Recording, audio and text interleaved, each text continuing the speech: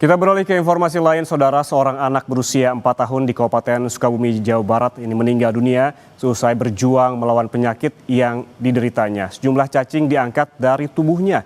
Dan tidak hanya itu, menurut bidan, sang anak sudah lama mengalami pertumbuhan yang lambat.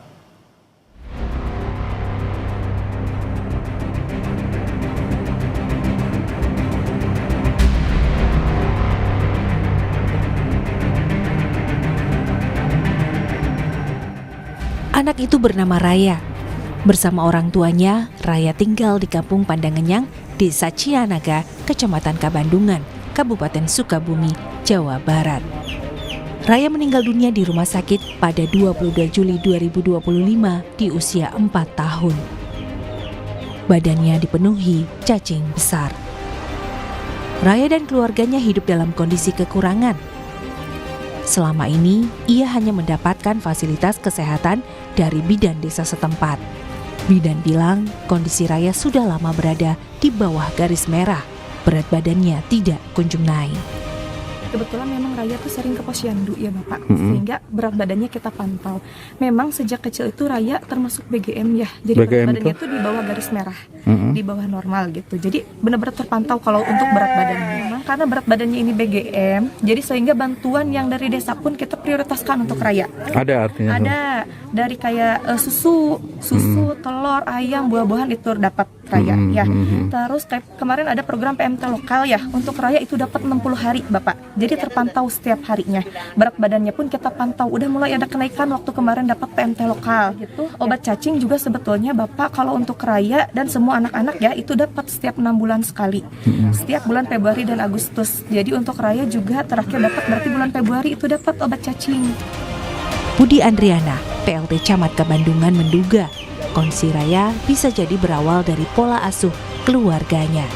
Sejak umur 2 bulan, Raya kerap dibawa ke gunung oleh orang tuanya untuk mencari kayu bakar. Memang dari awal dia juga ketika berusia 2 bulan memang ada laporan. Ya kebetulan kan keluarganya agak kurang ya, mohon maaf kan. Jadi ketika 2 bulan itu sudah dibawa ke gunung itu kan untuk mencari kayu bakar ataupun apa.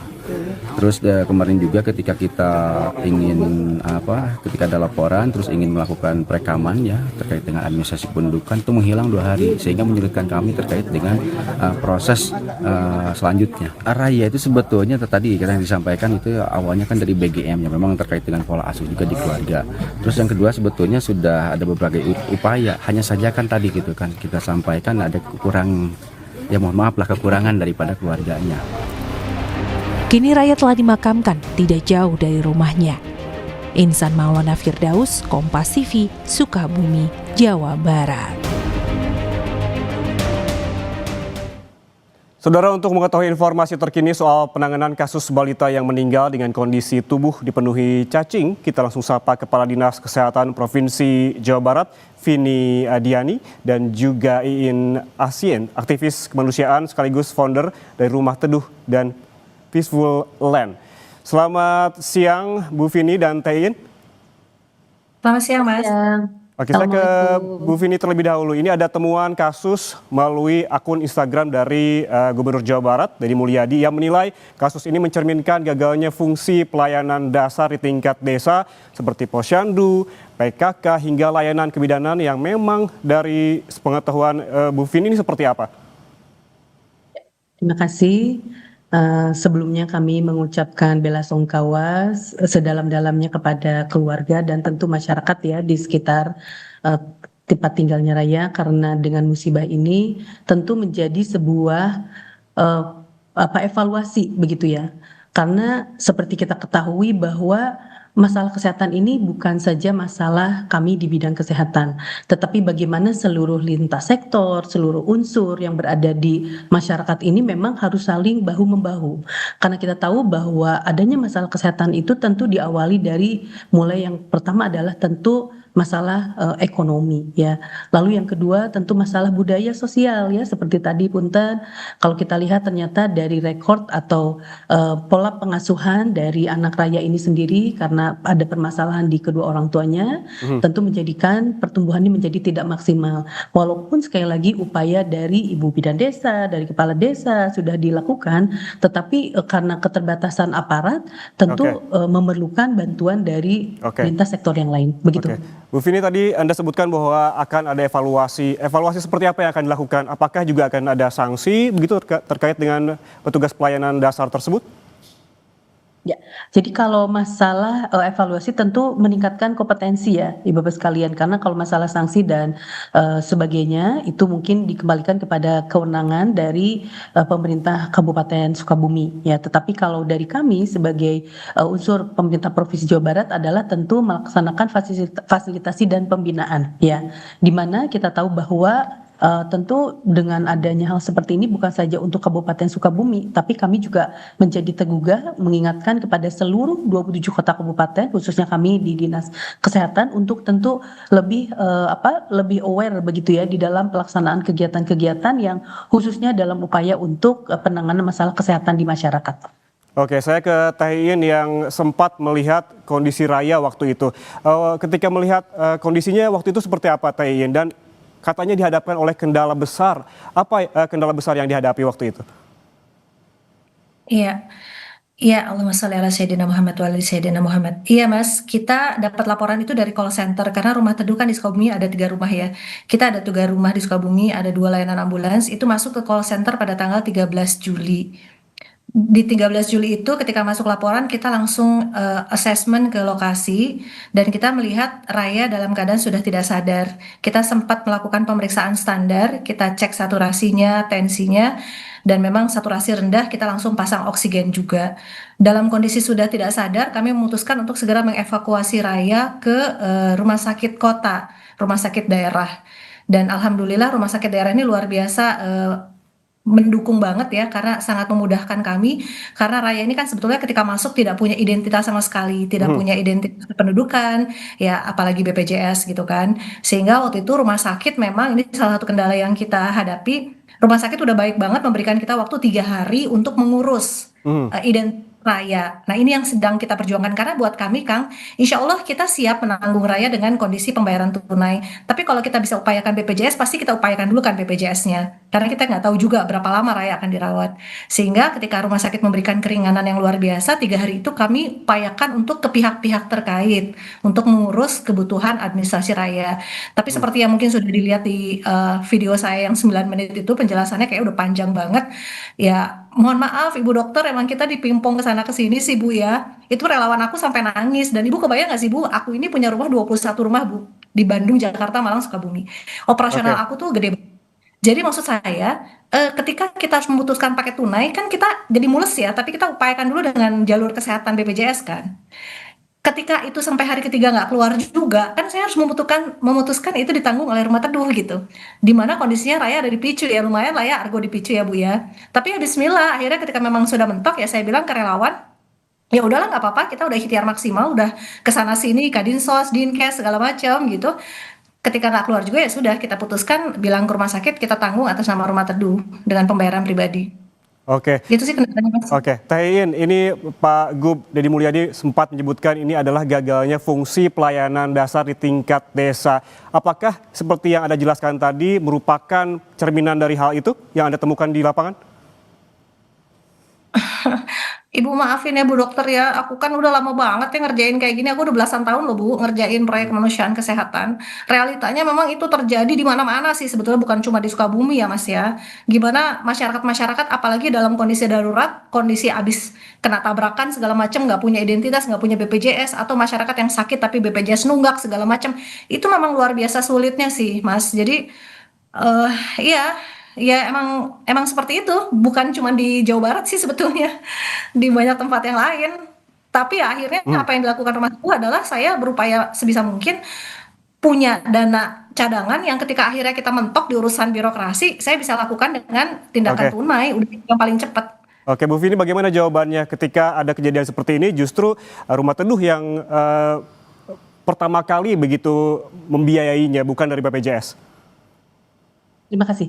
Jadi di dalam hal ini pemerintah Provinsi Jawa Barat sebetulnya sudah banyak melakukan fasilitasi kepada Dinas Kesehatan Kota Kabupaten ya, di mana kami sebetulnya sudah menyimpan dana untuk SKTM ya, kita sebutnya SKTM yang tidak bisa tercover oleh BPJS ya. Nah, memang sekali lagi butuh kesigapan dari pemerintah daerah kota kabupaten setempat, karena kita tahu bahwa pemerintah pun punya keterbatasan begitu ya.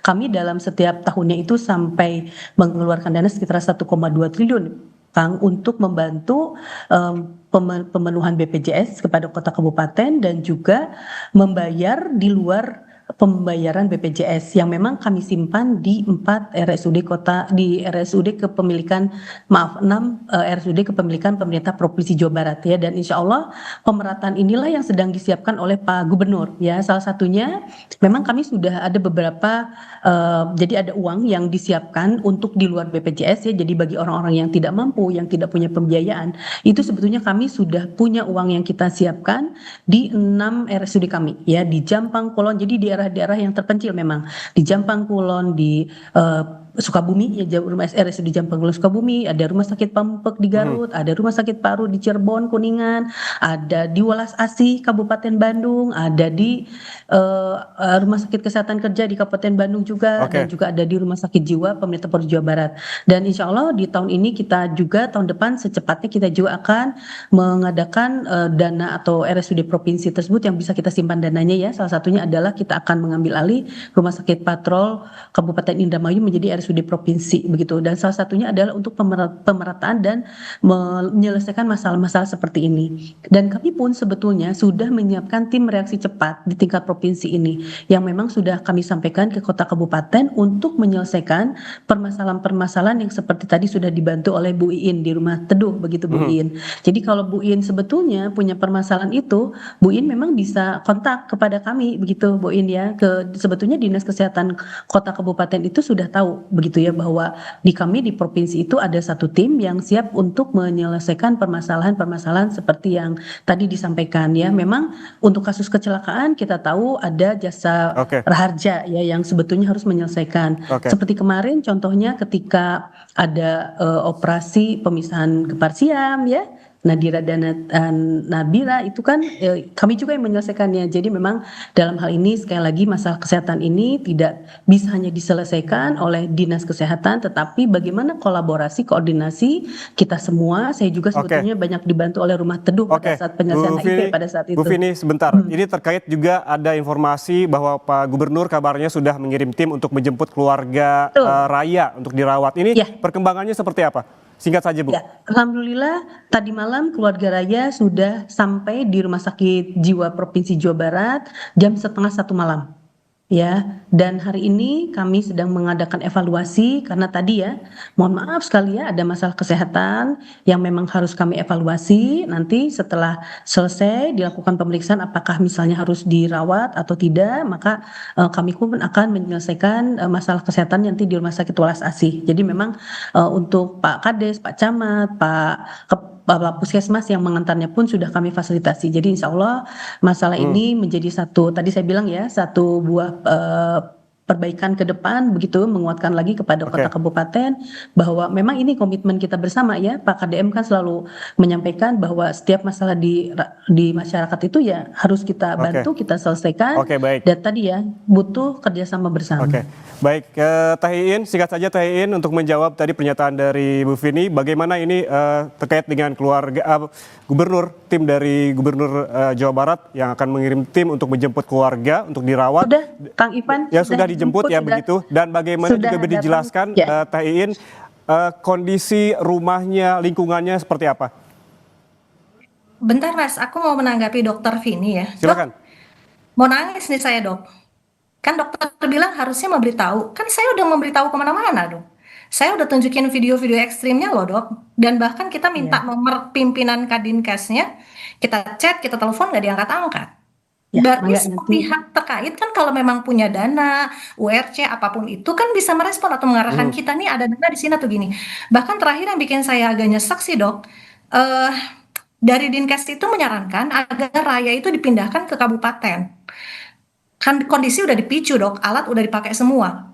Alasannya katanya tidak ada MOU dengan Rumah Sakit Bunut.